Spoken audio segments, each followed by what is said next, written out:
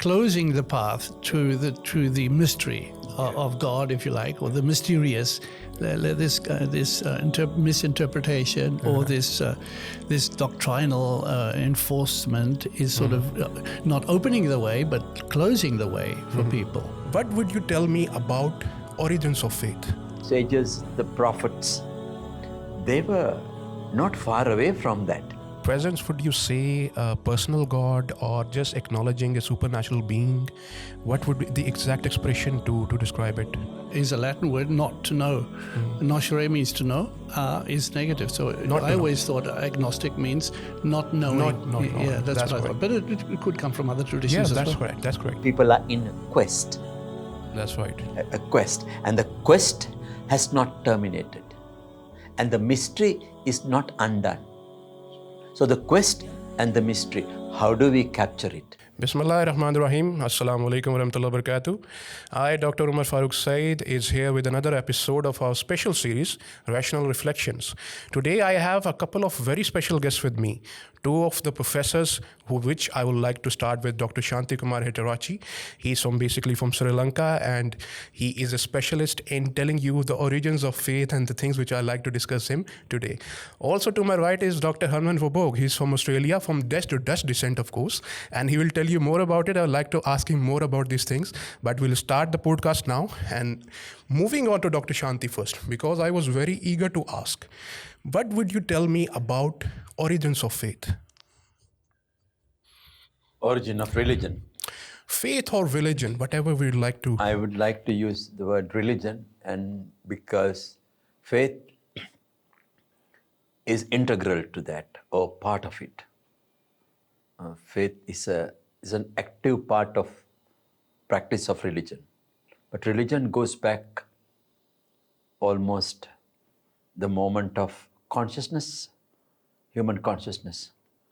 And in my kind of reading and in my investigation, discussions, experience with different people across the continents that I have traveled, is that there is that linear connection with dreaming, swapna. And dream is as old as humanity. Okay. The moment we became conscious about human or Homo sapiens, we had this sense of the dream. But of course, we didn't stop there. And it's interesting how almost all the sages, the prophets, they were not far away from that. Yeah, that is correct. They were not far away from that.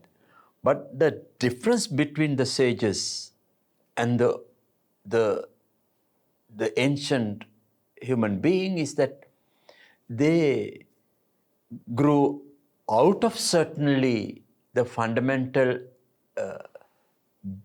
the beginnings of dreaming into imagination. So the dreaming in that sense is the root of what we call religion. And we have a generation of people right now at the moment who still believe that dreaming as the first religion. The Australian Aborigines, I think they are probably the oldest human beings, if I were to say. So who are we then? Would be the next question. But investigations are done, things are written, people are still going into that area, that they probably possess the origins of religion at the moment. As I have understood, because in Islamic theology and philosophy too, that dreaming is considered a part of revelation, even to the Prophet Muhammad, peace be upon him. So whatever you have said also makes sense religiously too. But then going on to as you said in the beginning, to the point where you would distinguish between faith and religion. By faith, I mean to believe in a being worthy of worship, in simple words, or to consider a being worthy of, considering someone who has created us. We didn't come out of the blue. So would you make a difference or differentiate between faith and religion on that account? Well, faith is a very large part of religious belief. Mm-hmm. You can have faith without a Godhead. Mm-hmm.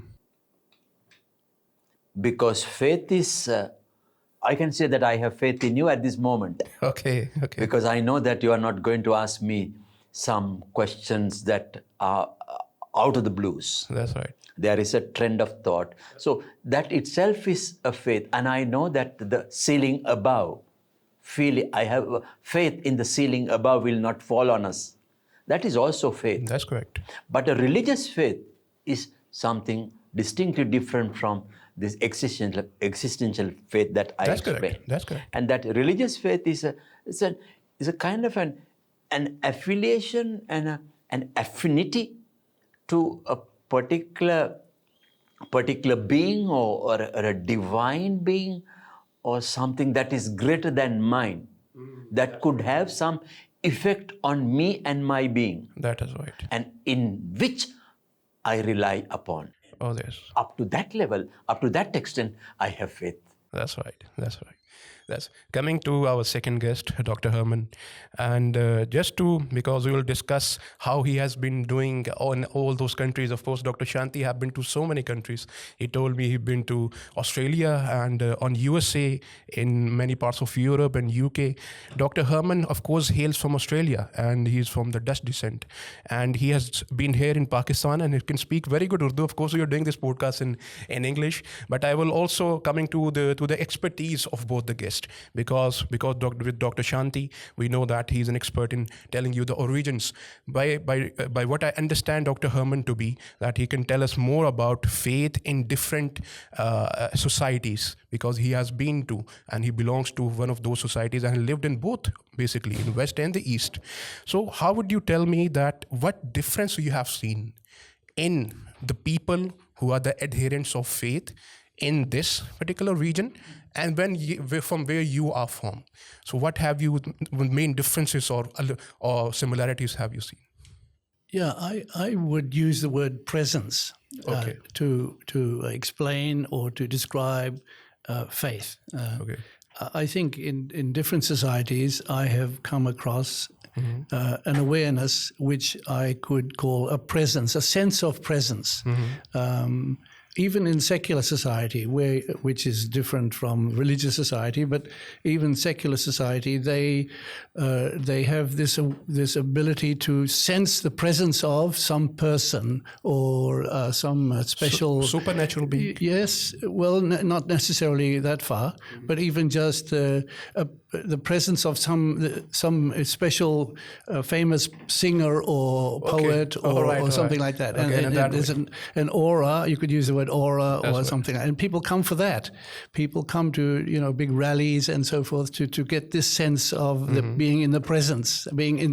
So, but that's the secular, if you like. But if you go to religious societies like Indonesia, where I lived for many years, there is that sense of presence also among Muslims who sit in the mosque or sit at the time of namaz, and they are so aware of the presence of Allah at that moment, and you can see it in their body language, in their whole style of sitting, and their whole posture is saying that I'm in the presence. They put on special clothes, everything like that.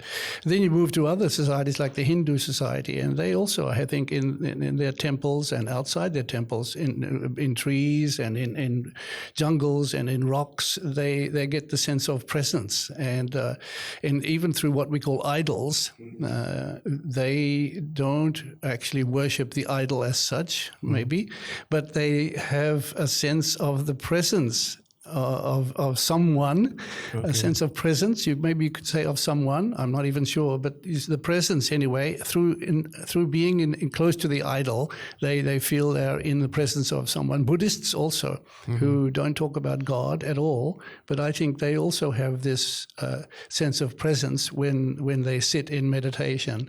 Zen Buddhists also talk to me. I've talked to them, and we've had discussions about this. That when you go deep into meditation, you empty yourself of all concepts of any, and they wouldn't call a creator, they wouldn't call names of God, but they do accept a presence. So whatever that is, we could investigate or we could discuss further about that. By presence, would you say a personal God or just acknowledging a supernatural being?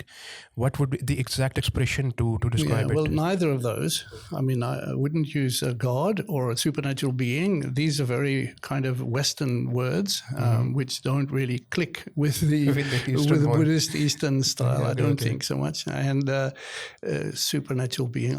And what the other word you used? Personal God. Personal God. Yeah. Yes. Again, that is a very. It comes from a certain philosophy, and it's not necessarily their experience of God to call him person or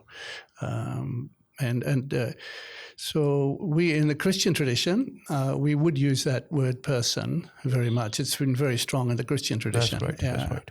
Yeah, but I think the word presence is not is not limited by the word maybe person. that is the reason why they are or might be considered as agnostics, because the presence, the idea of presence is there, but the idea which you were describing as in Christendom and Islam, that the idea of personal God is not there present in Buddhist and people, of the Eastern religions. You could call them then, but these words like agnostic also is I think you have to be careful with all these words. I mean, rather than just call them agnostics, I would be slow to do that because, again, we're coming at it from our perspective, and it's a word which is a loaded word, and it has a history, and it has a background. That's right. So I don't think it's quite interestingly, the word comes from Sanskrit, I guess so. The word Gnostic is a Sanskrit word. Maybe Dr. Shanti will correct me. Nastika. Nastika is, and that means to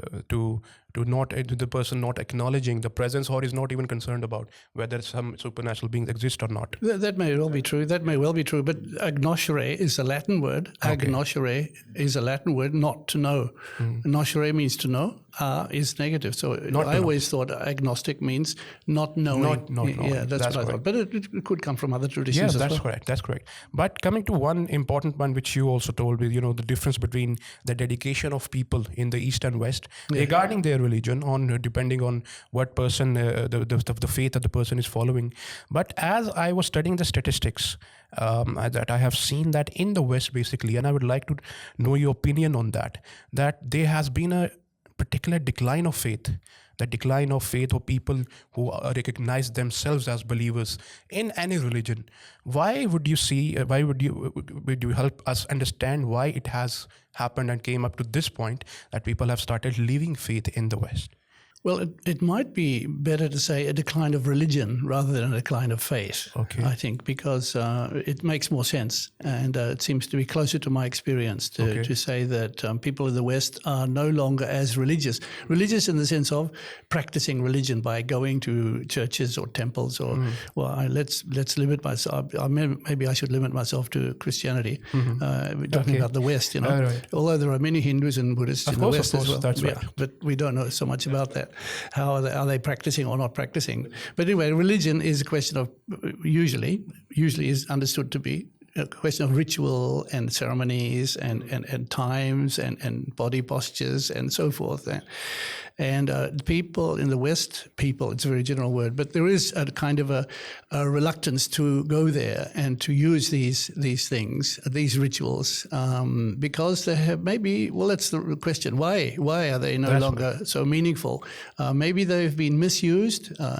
Maybe they have been used by people in authority in a rather pompous way, in a rather, arrogant way, and people have felt passive and not been involved involved in these rituals and these ceremonies, and people now in the West are more independent and want to express their own feelings and awareness, and so these old, if you like, these traditional liturgies and ceremonies and rituals, they no longer express what modern young people are feeling and experiencing. Maybe it can, and I will direct the question to both of you. First of all, I'm talking to because you, the reason why, maybe one of the reasons, maybe it might not be the core reason, but can it be considered that because the religious, the people who are in charge, maybe the charge of the church or people in charge there who are supposed to answer questions of the youth and the upcoming people, if they fail to answer the questions of people,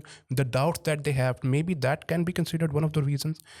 Oh, certainly that could be one of the reasons. Yes, but I don't think young people are looking to authority for the answers. They find the answers in themselves, and they have the confidence that they can find the answer. They don't need this kind of authority figure as much as perhaps earlier generations. Okay. And so they want to be free. Precisely, that's the point. They don't want to come to the authorities. They want to explore. They want to move in different directions, and they want to take something from different religions as well. They don't want to be limited to one religion because they realize that there's such a wealth of experience in different religions throughout the world. That's also something new. This awareness of different religions and the treasure of their spirituality, and people can read and find out about it more easily today. So that's people are more open to other traditions, and they discover the beauty or the treasure of other religions. And coming to Dr. Shanti, as Dr. Herman, used an expression, people want to be free. How would you comment the same question, that would you consider that because people are no longer getting the questions that might satisfy them to the core, as it used to be, maybe if you go some decades back, people used to be more satisfied on religion, but now it isn't the case. Would you say that it has something to do with the advent of more and more knowledge, especially in the field of science and philosophy, and maybe people are not getting the answers they want? Would you consider that? The quest has not gone away from us. Human quest. So the human quest is to find answers. Sometimes there are new questions. But maybe the religious groups and those in authority have same old answers, perhaps, to new questions. Okay. So the quest remains. That's right. And the quest is not only of the public, but also of the religious leaders. They also have quests. But then you hold on to something that probably may not adequate. It's okay, but it's not adequate to some of the new realms of new areas of quest that have emerged. That also is one of the reasons for that people basically need, it is the need of the time as well. They need to update themselves in accordance with the latest knowledge, and also that it used to be, if someone was asking a question, they would just say, "Oh, my son, you just believe. You don't ask the question," because that is against the faith. It used to be like this. But now people, if they are not getting the answer, of course, they develop even more doubts regarding what they are supposed to do, because people born in religious families, people coming from any religion, they are supposed to perform the same functions as their elders are doing. But when they go out the thing which I have noticed, that when they go out and they develop and they see some things that are coming their way, and especially as I will turn to Dr. Herman regarding it, that would you say that science have any part to play in what I was using the word decline of faith, which you say there's decline of religion, that science was one of the main, might be the reasons why people are no longer been believing as they used to? Well, I'd be slow to say that, actually. I don't think so. No, but it may well be, but I don't see that as a main factor right now. No, I wouldn't see that. I think it's a change of symbol, awareness of different symbols that is the cause of this as well. the symbols that we used when I was a child they no longer speak to the people today. Okay. And so they're looking for different symbols to express the inexpressible. Oh, right. We need to express. And in the old days, say 50 years ago, people did it in a certain way, and today people do it in a different way. And whether science may have an influence there, it may well have an influence there, but that could also be a positive. I mean, people, because of science and because of the discoveries of science, people may actually be discovering more realizing more about this mystery or the presence or the inexpressible. These are three words I've used for God, if you like. So the science you could argue anyway, that science has fostered an awareness of the greater, the beyond, because of all the space information we're getting and the astrophysics and so forth. That's right. We have a new sense of the universe, the extent of the universe, and that will broaden people and could invite people to a greater sense of this what we call presence of. That's right. Or mystery, the mystery of. Also, adding to that, Omer, is that from dependency on an outer reality, a reality out there, over dependency on that has taken the pendulum to the other side. People have become very independent thinking, free thinking. Which democracy to some extent has brought in certain societies. So that dependability on a reality out there is in question. But the mystery is there, like Dr. Herman said. It is yet to be captured. That's right. If it has not been captured. That is why people are in a quest. That's right. A quest. And the quest has not terminated. And the mystery is not undone. That's right. So the quest and the mystery, how do we capture it? That, I think, would also can be explained in a way that if someone asks that, can you discover God? God cannot be discovered. The way we discover him, the show is over. Because that was, if it is supposed to be, because the belief is belief. Why it is a belief? Because you believe in the unseen, which cannot be discovered, like inexpressible or indiscoverable. So might be a reason, and what we get the guidance from, as in the traditions of Islam, Christianity, and before that Judaism. I would come to two particular points now. Number one is scripture, and number two, the followers or the adherents of faith of the scriptures.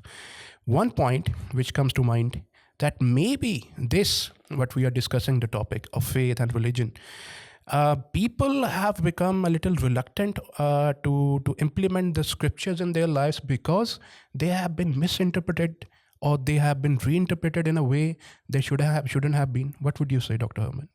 Yeah, I think that's possible. That's quite possible. Of course, misinterpretation is very possible. Okay. And it happens all the time, and actually, I think. Yeah. And there's so much of it going on right now, all around us. People are interpreting and according to their own way, according to their own background and perception. Yeah. So that's happening all the time. But another word which I could bring into it is which is linked, I think, is the development of doctrine in say in the Christian denominations. And that might have prevented, I think, people to come to religion and to be attracted by religion.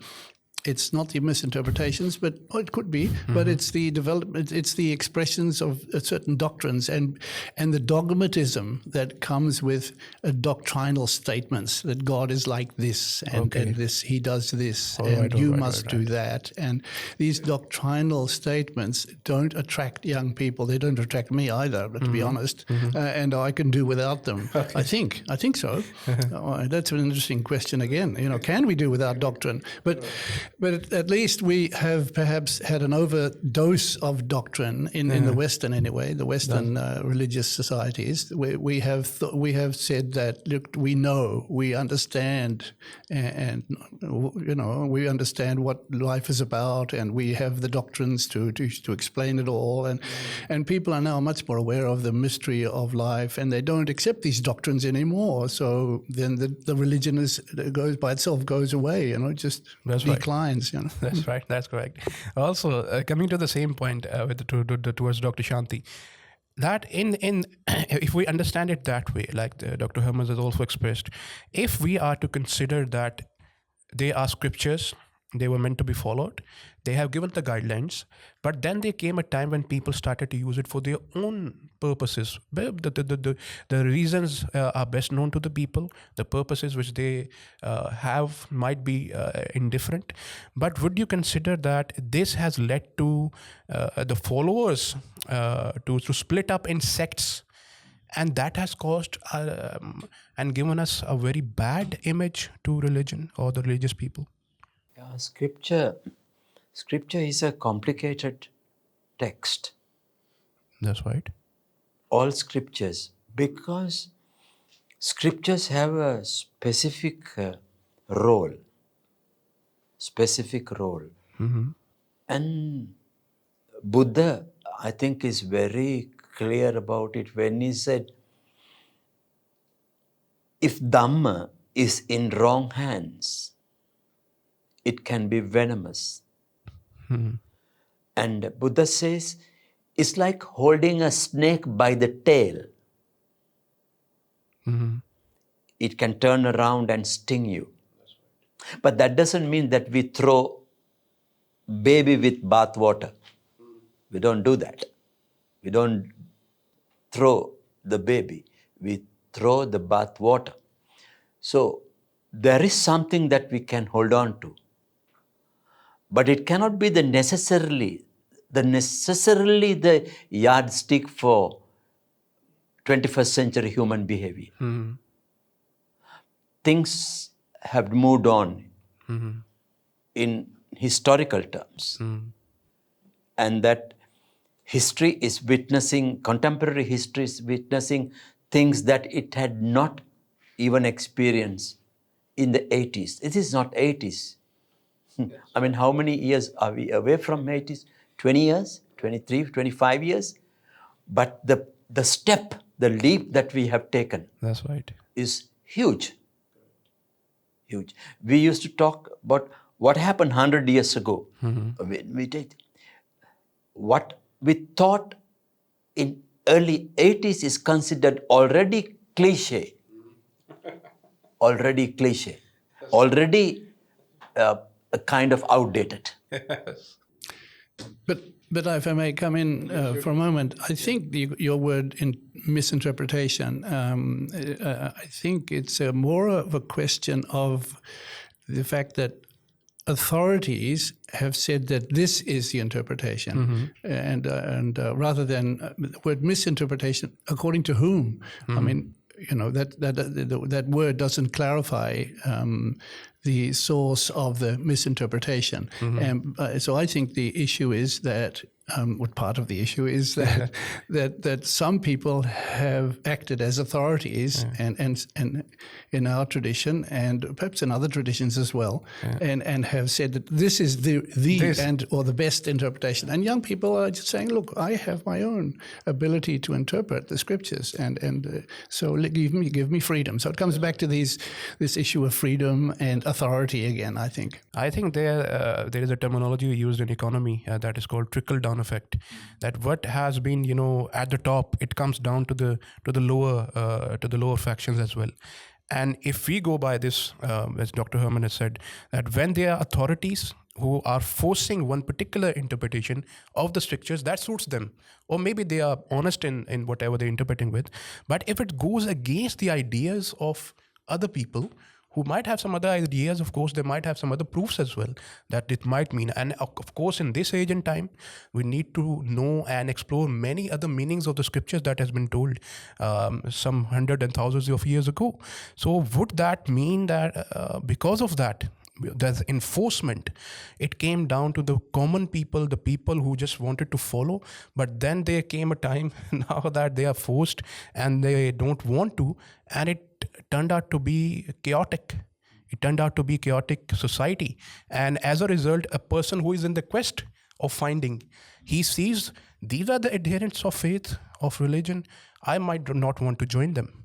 So would you say that it might have created an effect on people by seeing those people of the adherents? Omer, the question also is, we want to subscribe people to, and also prescribe. We prescribe. The religions are famous for this. All across the board, religious traditions, you prescribe. Doctor prescribes medicine That's right. to the patient that goes to him or her, and then the patient goes with the prescription to the pharmacist. That's right. Now, religion cannot be handled like that. We must allow a conducive and right atmosphere for people to subscribe for themselves. That's exactly what you meant. That's and right. Dr. Herman also referred to that you create some bitterness. That's right. And then people say, well, is that it? I'm sorry, I cannot subscribe to that. That's what I'm saying. Sure. It's like closing the path to the mystery of God, if you like, or the mysterious. This misinterpretation or this doctrinal enforcement is sort of not opening the way, but closing the way for people. This is not helping people to find mystery. People are, I think, today more able to deal with mystery. Perhaps that sounds like a comparison, and it sounds like a judgment. So maybe I should be careful about that. But I mean, my parents were very much aware of mystery and very much capable of sitting in the mystery, being with the mystery. But it's a general statement I made, so we can analyze it if you wish. That's right. Also, it came in my mind that maybe there were some myths. Used to be myths. Mythology, of course, is one of the maybe a subject which also needs to be somehow discussed, because there are some certain people, because they have associated those myths even with the prophets. Sometimes, if you would also like to comment on it, that maybe those prophets, as it is believed in the mythology, that people believed Moses, Jesus, these prophets might not have been existed in reality, because they might have been a part of myth. But then the scriptures, of course, are totally different on it. Of course, they say they did exist and they have given us the scriptures ahead. What would you say on addressing those myths that had been on those societies? Because we have to go by in two different paths. Like there is a neutral path in between. A person who is writing the history needs to be neutral somehow. Because now if you have a person associated with the religion, of course, he will write in accordance with what goes by with the religion. At that time, maybe we didn't have that documented history. That is why the myths got so famous. So would you comment on it? Well, first, I don't think it's the purpose of the scriptures to present history. It's neither the Quran nor the Bible is presenting history as such, and they are full of myths. That's right. And I think that's part of our life, to have myths. In fact, I think I could almost say that we need myths. I think so. Okay. So myths are stories which are life-giving, and whether they actually happened or not, that's not so important. Inspiring, at least. They inspire us, and they draw us, they attract us, they make us think, how did it happen, if it happened, and why did it happen like this, and what's the lesson, what's there for me, what can I draw from this story. That's right. This is the purpose of the scripture, or the purpose of all the myths in the scripture. Right. And it's not a historical, it's the Quran was not, there's history in the Quran, sure, but the Quran doesn't have the purpose of teaching history. That's right, correct. That is correct. Also that all the parables that have been told, they are meant for the purpose of inspiration, maybe, and other reasons. There might be some other reasons as well, but basically they mean to inspire. And if there are some people who claim that I have read in many of the books relating to history, that maybe those myths of people existing in reality, and then you go on to tell their story, it is something very different to what a person who narrates a story and then tells you that you should take this moral from the story. So these two might be different. That to believe something existing in reality, as we were talking about the paranormal activities of Zimbabwe that day. So would you say that these things are related to or might be associated to religion too somehow? The problem is when religion is packaged. It's a package. Mm-hmm. Now, how is it a religious experience can be packaged? Mm-hmm.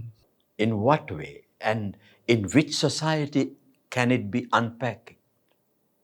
Now, that's the reality. When you package something and say, this is the brand, you guys, and then we have a problem.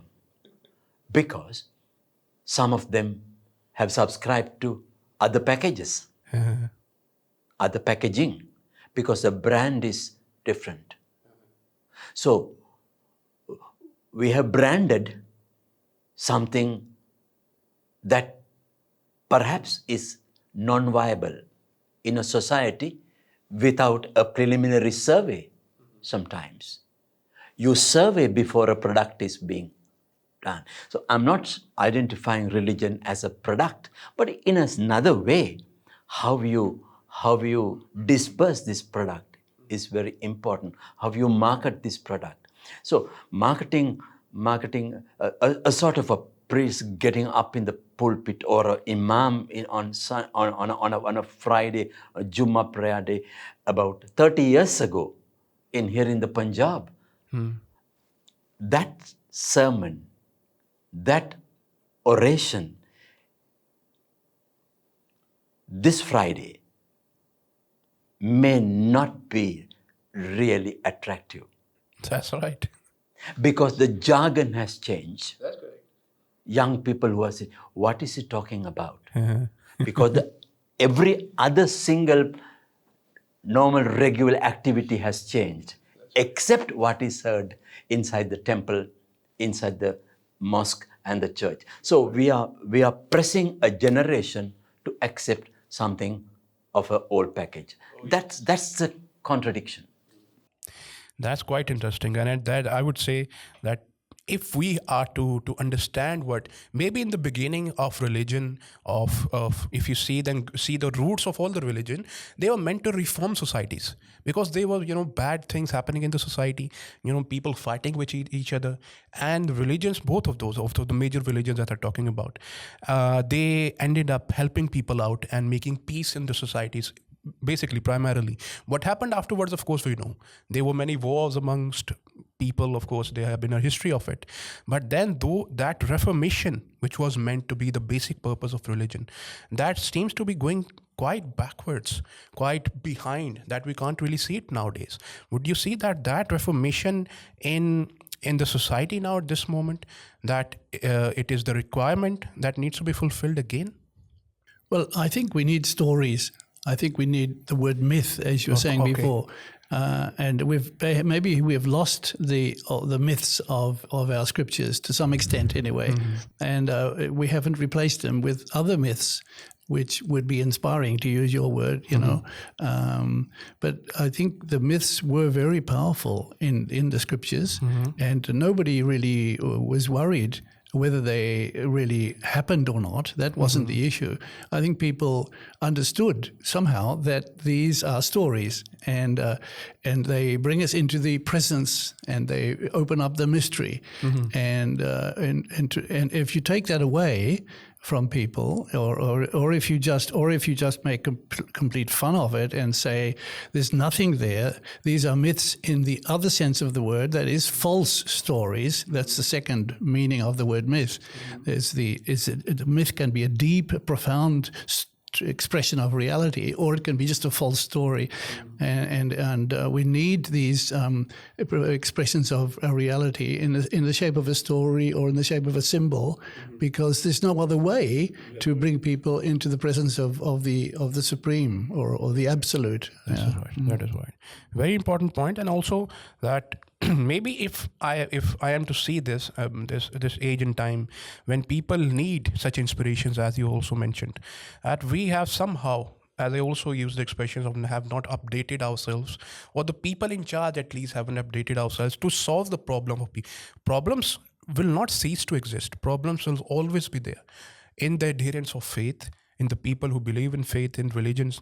But then I would like to ask you, because we're coming to the end of this podcast, that both of you, first Dr. Shanti, to a person who is on the quest of finding the truth, on the quest of solving the problems that people face, what would you suggest and recommend that person? That's $1 million question. But my suggestion would be to, stay alive on the quest. Okay. And the problems that you think, number one, may not be problems because that's what you perceive. Mm-hmm.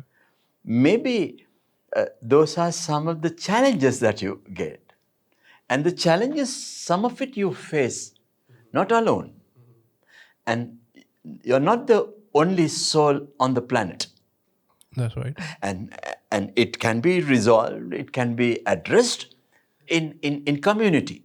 Because religion is about community. That's right. And if that is the case, I don't have to be hopeless about the whole thing. That I must look around and find, we all can.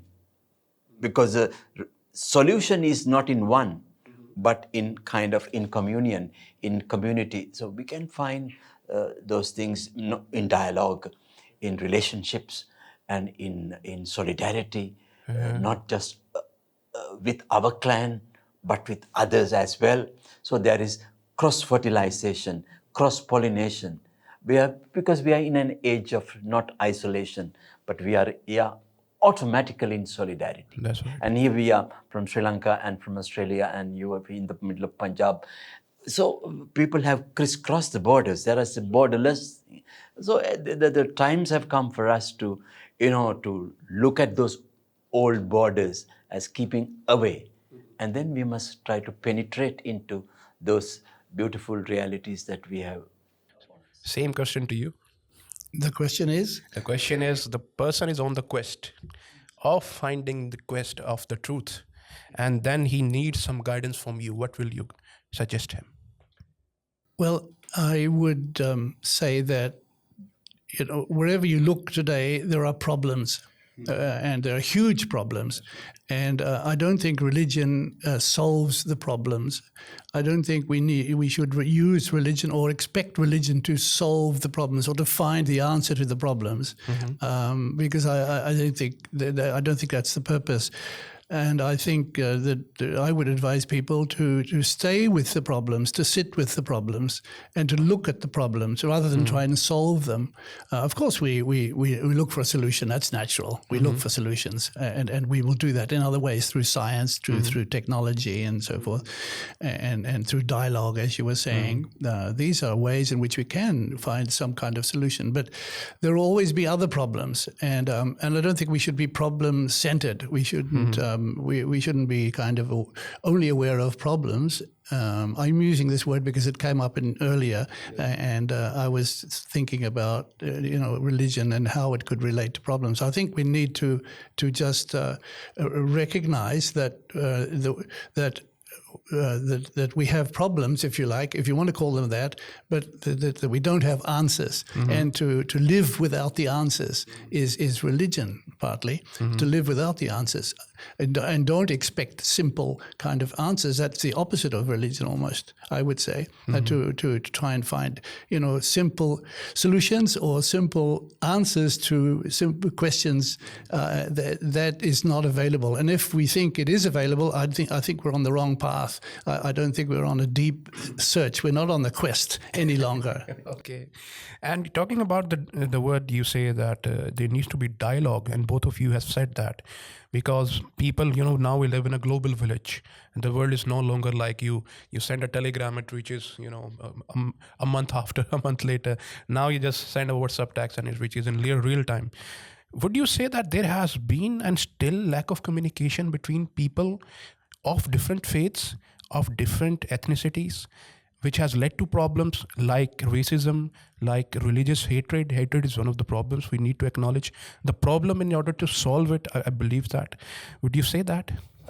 Religion actually is not the only culprit of kind of this complicated world, this messy surroundings we have. If someone says that religion is a problem, then it must jolly well be the part of the solution too. That's so right. Religion has to partner. It cannot alone resolve the problems of this complex world. It must now partner itself with other phenomena we have. Science. That's right. Even the very act of the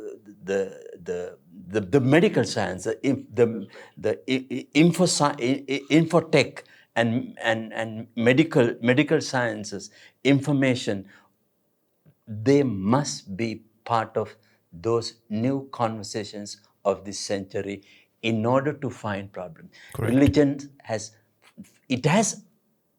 a role, but it has not the finality of the role, because it is a very significant partner in finding solutions, human problems.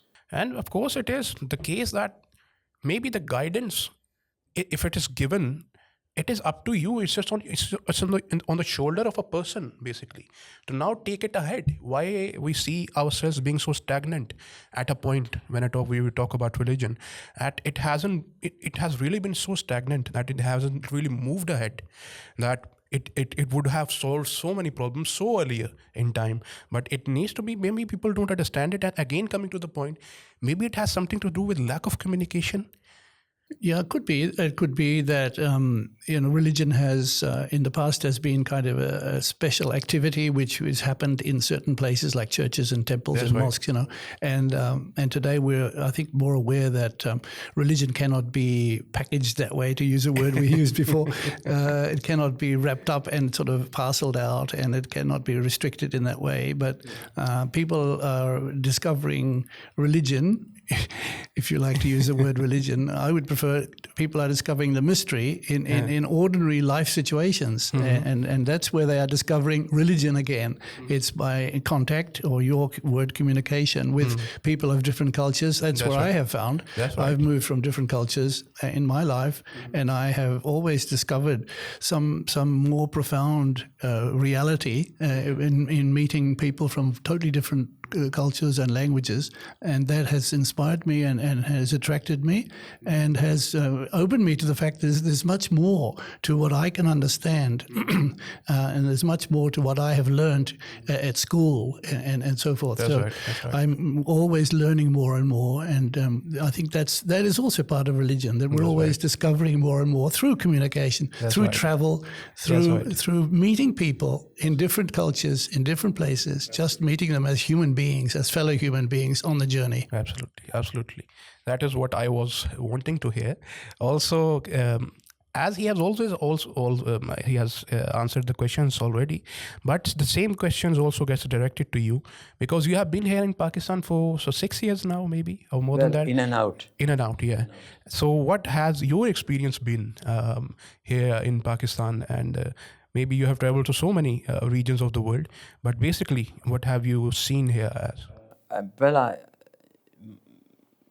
Pakistan is part of South Asia. That's right. And Sri Lanka's second big brother, or the twin brother, in crisis sometimes. Brothers in crisis as well at the moment. Yes. And so my experience here has been very unique. Number one is to expose to South Asian Islam and Muslims.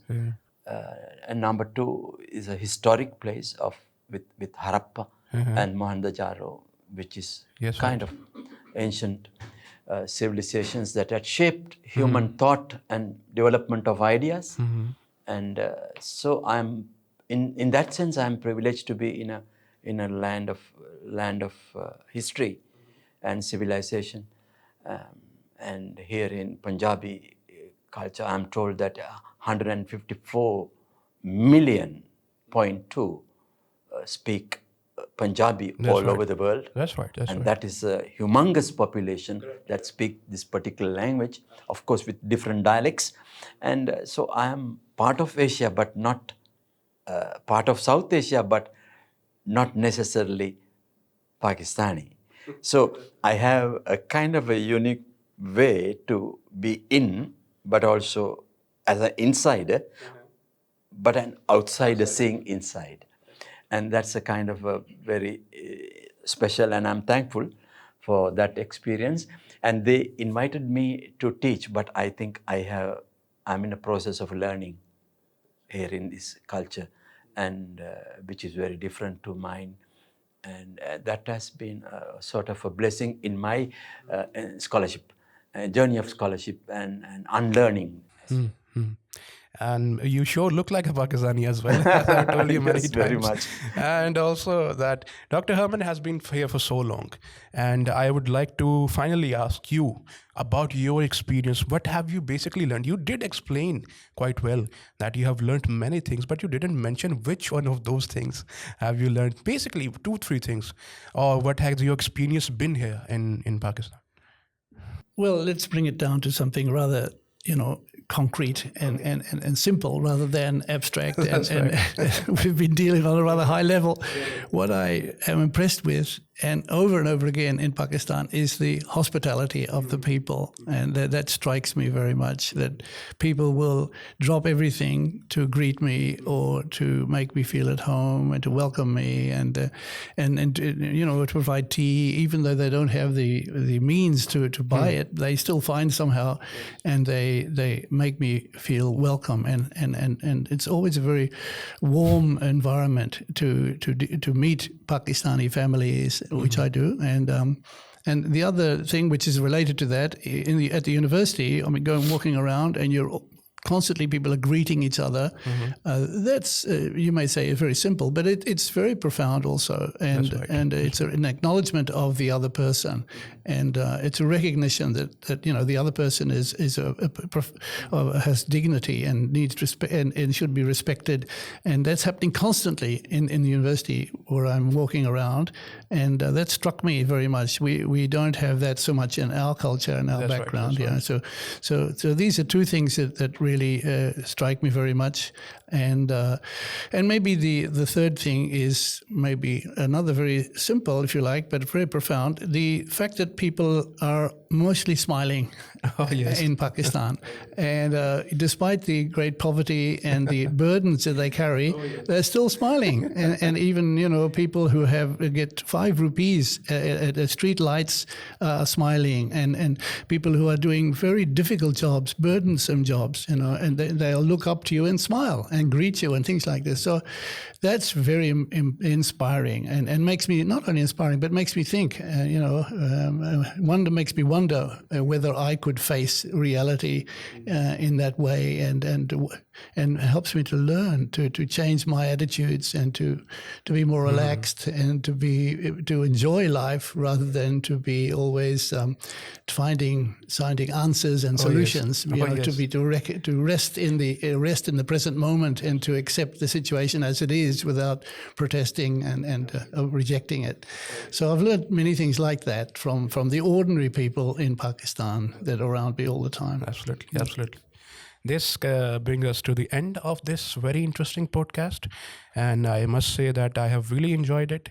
And also coming to the, what should I say, a punchline which Dr. Herman said, even though people don't have something in their pockets, maybe 5 rupees, but they still afford to bring smile on their face, which is, I think, that should be practiced by people who are not in a good condition. Maybe we have witnessed that in our country quite recently as well, but people still afford to bear a smile.